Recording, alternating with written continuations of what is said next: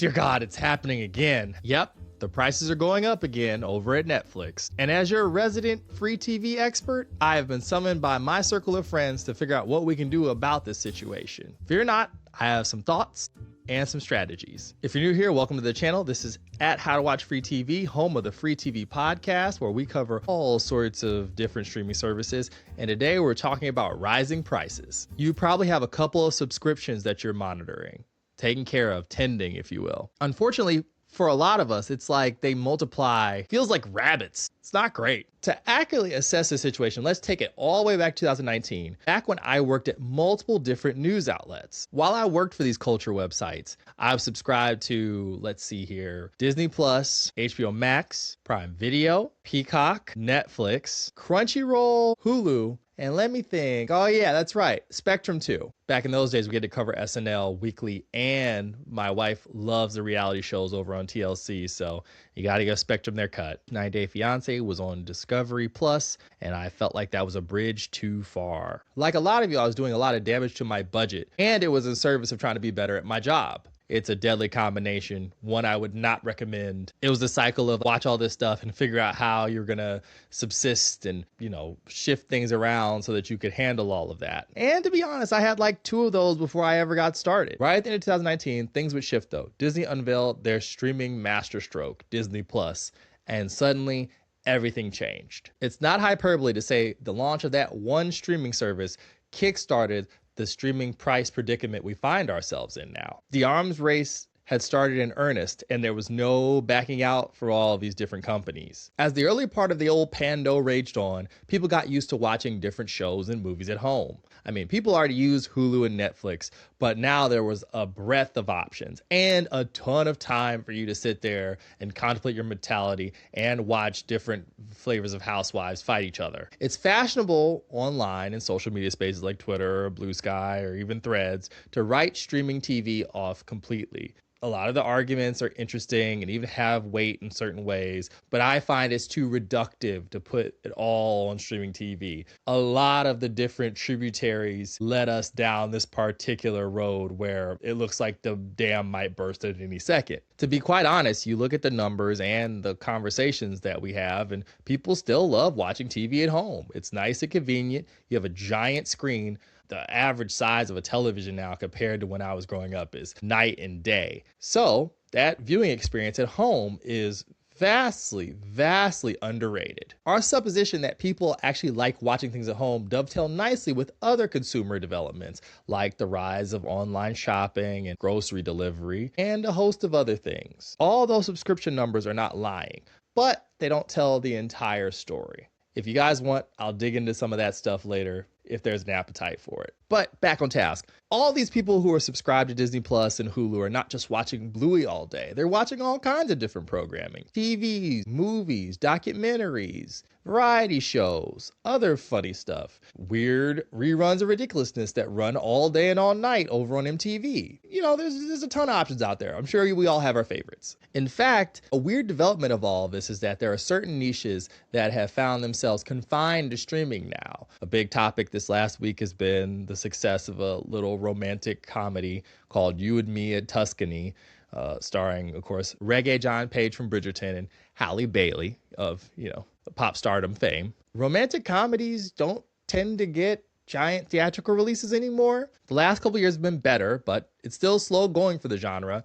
And executives are frankly very nervous about the performance of these movies in a big theatrical release. So if they can't go in the theaters, they found home with streaming. Now, that is also, every single sentence of this ends up being its own video that could last 10 to 12 minutes, but we're not going to get bogged down that either. There's also other questions about the audiences that are served by these genres and movies in general, and how we equate risk when it comes to certain projects. You could take a look at this post right here for more on that. I'm sure you get what I'm putting down there. That being said, there's been a steady stream of streaming price increases over the last couple of years. In fact, dating about 5 years back. Netflix and Disney Plus have been steady finding ways to ratchet it up a little higher every year since 2021. In fact, We're in the second price increase for Netflix in the last 6 months, as we all know from the recent reporting. People have been sharing their opinions about this. It's a lot to ask of people. In this handy guide, you see that Disney Plus launched at $6.99, and then in 2021, it jumped to $7.99. A year later, we were up to $10.99. Then in 2023, we made our way up to $13.99, and then 2024 came around and we were at $15.99. All of these are the premium tier numbers, but you can see it got pretty wild in short order. On the basic side of things, Disney Plus went from $6.99 to $13.99 with ads now. That's from its launch in 2019 until now, 2026. And that's better than the alternative, but still not amazing by any regard. And Netflix isn't any different, by the way. They're doing a lot over there too. Around 2019, Netflix cost about $8. Their very, very popular basic plan. I'm not even going to press your blood pressure up by looking what the numbers were pre-peak streaming. Call your doctor and tell them to thank me for that. It's good. Also, drink some water, get up and walk around. It's good for you. That basic plan was ad-free at the cheapest cost available. It was very popular and people raced to get on board, especially as we kept building on more tiers. As Netflix grandfathered in a lot of the basic users as the prices continued to rise in the early years of the pando. However, as you could probably tell, it didn't last until the modern era. In 2024, Netflix would get rid of that basic plan. It was replaced with a standard ad-supported plan in 2024. That's about $8 now for reference, but you used to get $8 with no ads, and now they are there. It's the sign of the business. You don't keep acquiring all this stuff without multiple revenue streams keeping the entire operation afloat. The saddest Netflix day on record for me was when they stopped sending the DVDs out and they got rid of the DVD library.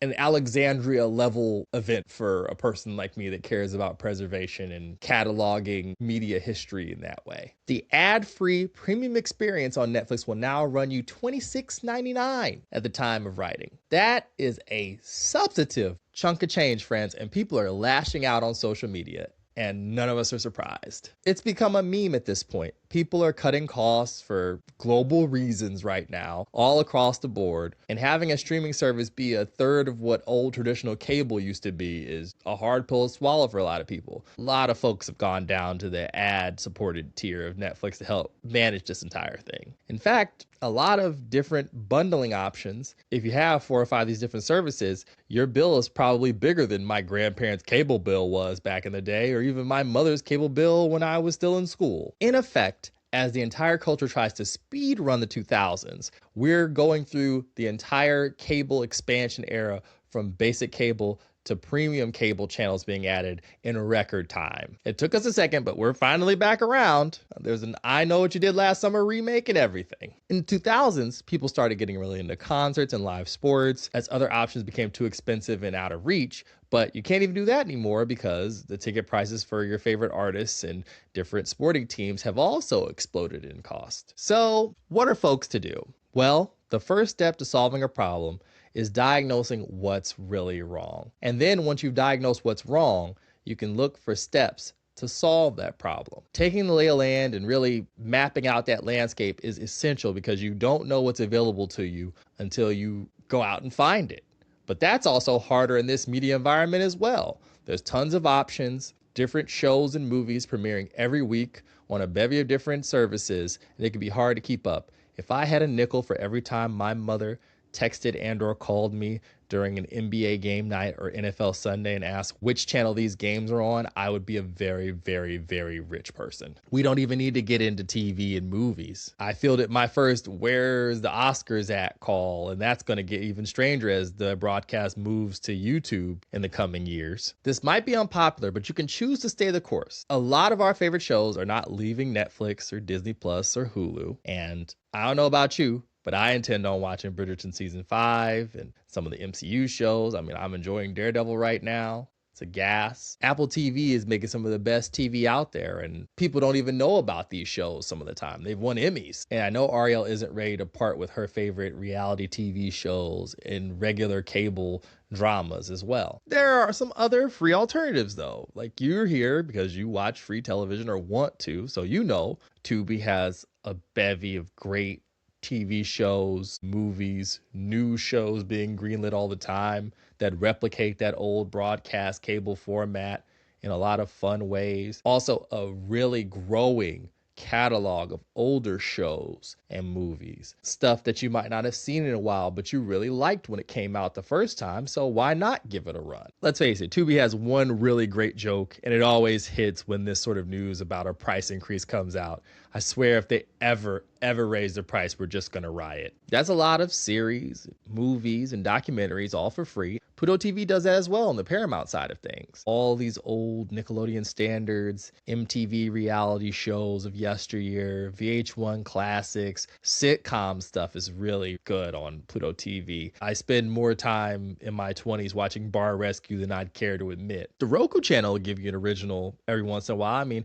they do those awesome bake-off things around holidays. Those are fun. Always different little drama movies and series, specially timed to different events. I'm still waiting on my season 2 of Tracy Ellis Ross's show, and hopefully that gets here sooner rather than later. Another thing I'm really excited about on Roku channel, This First House. Think This Old House, but for first-time homeowners. As a millennial who just dreams about that stuff and scrolls Zillow endlessly, that's some wish fulfillment fantasy right there, sad as it is. Canopy and Hoopla are also really tremendous for these purposes because we're already funding them because we're funding the libraries. If you want the experience to be free, I cannot recommend Canopy and Hoopla enough. Almost the entire PBS catalog, A24 movies, different shows and movies that are not available elsewhere on streaming, especially over on Hoopla, which is just your library catalog system amped up. And Hoopla has a feature where you can get a binge pass from other streamers and then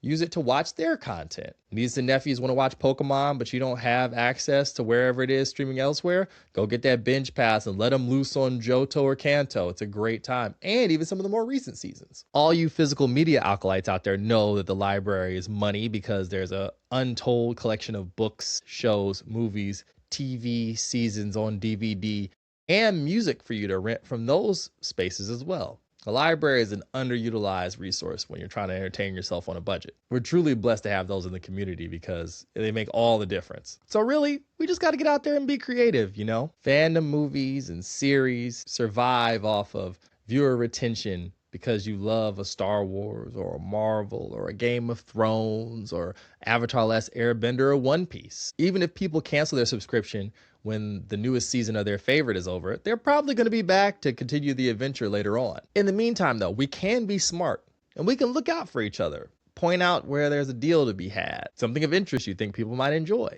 or just titles that are off the general beaten path. There's a burgeoning system out there of people who will give you recommendations and instructions on how to find what you're looking for. I really love Turn Off the Spigot. She does great work in showing you how to do some of the things we take for granted without other means. It's good stuff. There's so many of these companies that basically repackage a public good to you that you're already paying for by living here that no one knows about. So go check her out. That's definitely a good resource. And of course here, we're going to weather all these consumer problems together. Remember, one step at a time. Until then, find yourself something to take up that free time, either a craft or an activity with your families, or even streaming a TV show or a movie. And we can take back our free time. If you like what we do here, subscribe at How to Watch Free TV. We also have a free newsletter that gives you 3 free picks a week at howtowatchfree.tv. There's a nice balance of old shows and new movies and different oddities that I find in searching through all these catalogs on different services. So sign up and get to stream some free stuff. Here on the channel, we've got interviews, commentary, and previews of other free movies and TV coming to you. Hit that bell for notifications. And remember, the best things on TV are absolutely free. Thanks for watching.